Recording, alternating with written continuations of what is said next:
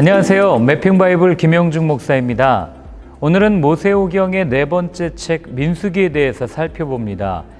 제목에서 보듯이 넘버스, 이 백성들의 수를 헤아려 기록한 책이 민수기입니다. 이 70인역도 숫자들이라는 의미의 아리드모이라고 이렇게 불러요.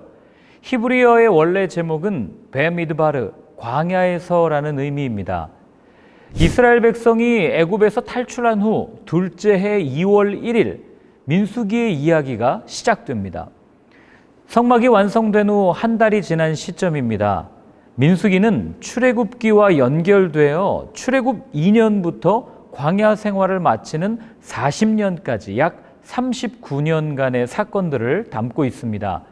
조금 더 쉽게 설명을 드리면 이집트에서 출발해서 시내산에 이를 때까지 그 여정을 기록한 책이 출애굽기, 3달 정도 시내산에서 받은 율법들을 정리한 책이 레위기, 그리고 그 이후에 광야 생활을 설명하는 책이 민수기입니다. 민수기라는 제목처럼 이 모세의 지도 아래 이스라엘 백성들은 두 번의 인구조사를 펼칩니다. 처음은 시내 광야 그 회막에서 출애굽 1세대의 인구수를 조사한 거죠. 그리고 다음은 요단강 모압 평지에서 출애굽 2세대의 인구수를 조사합니다. 고대 그리스, 로마, 중국도 각국의 역사를 기록하는 책에 인구조사를 했던 기록들이 있고, 우리나라도 살펴보면 삼국시대 이전 BC 45년경 낙랑군에 의한 호구 기록 목간이 발견됩니다. 인구조사는 왜 했을까요? 아마도 세금 부과나 징병, 그리고 신분을 유지하고자 하는 목적이라고 학자들은 말합니다.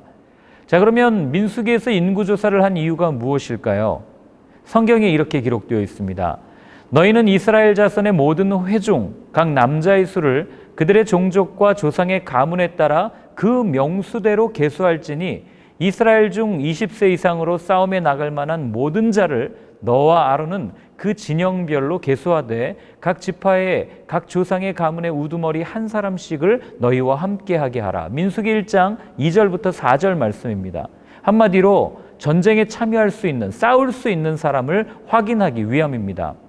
그런데 이거보다 더 큰 목적이 있어요. 그것이 두 번에 걸쳐 인구수를 조사한 이유입니다. 광야 하면 여러분 무엇이 생각나십니까? 광야 이스라엘 백성, 반항, 불평, 불순종. 두 번의 인구조사를 통해 알려주고 싶으신 건 그렇게 불순종하고 불평하며 하나님을 따르지 않았지만 하나님은 이스라엘을 지키셨다. 왜? 그분이 약속하셨으니까. 이걸 보여주는 책이 민수기예요. 두 번의 인구조사를 편의에 따라 1차 인구조사, 2차 인구조사라고 부릅니다. 차이가 무엇일까요? 방금 말씀드렸지만 1차는 출애굽 1세대, 출애굽 한 세대죠. 2차는 광야에서 탄생한 광야 세대의 수를 센 겁니다. 그리고 각 지파별 수에도 차이가 나요. 이 차이가 왜 생겼는지를 살피는 것도 민수기를 읽는 재미가 있을 겁니다. 그래서 이 수가 늘어난 지파와 줄어든 지파를 보면 왜 그렇게 되었는지를 추측할 수 있게 되는 거죠. 1차와 2차, 이 총합이 거의 차이가 없다는 것을 통해 이스라엘을 이루어 가시는 하나님의 손길, 이스라엘의 참된 목자가 하나님이시라는 것을 우리는 느낄 수 있는 거죠.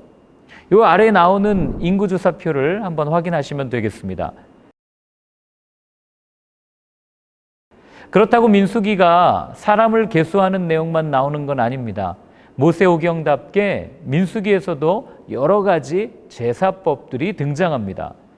레위기 23장에서 소개한 후에 민수기 28장부터 29장에서 완성되는 그런 그림을 보여주는 거죠.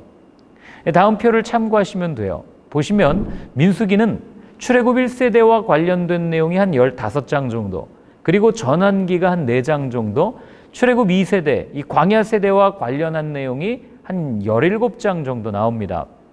출애굽 1세대의 이야기는 시내산에서부터 가데스바네아까지, 그리고 출애굽 2세대는 가데스바네아에서 이 모압 평지가 주요 무대라는 것을 알게 됩니다. 우리가 민수기에서 하나 더 살펴봐야 될 것은 땅 분배 방법이에요. 다들 아시다시피 이 제비뽑기라는 조금은 이해하기 어려운 방법을 소개합니다.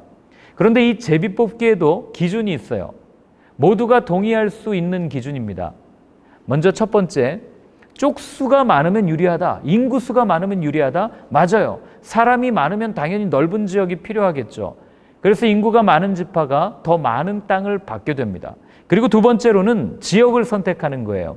이건 전승에 따르면 앞에 항아리 두 개를 놓고 한쪽에는 지파 이름, 한쪽에는 지명 이름을 넣었어요.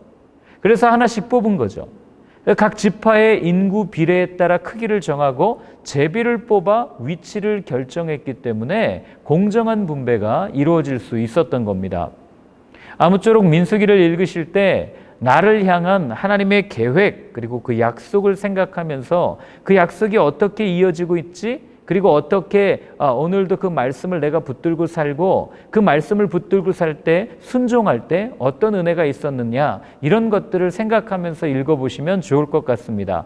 역시 읽다가 이해가 잘 안 되거나 모르시는 부분이 있으면 언제든지 댓글로 달아주시면 답을 드리도록 하겠습니다. 수고하셨습니다.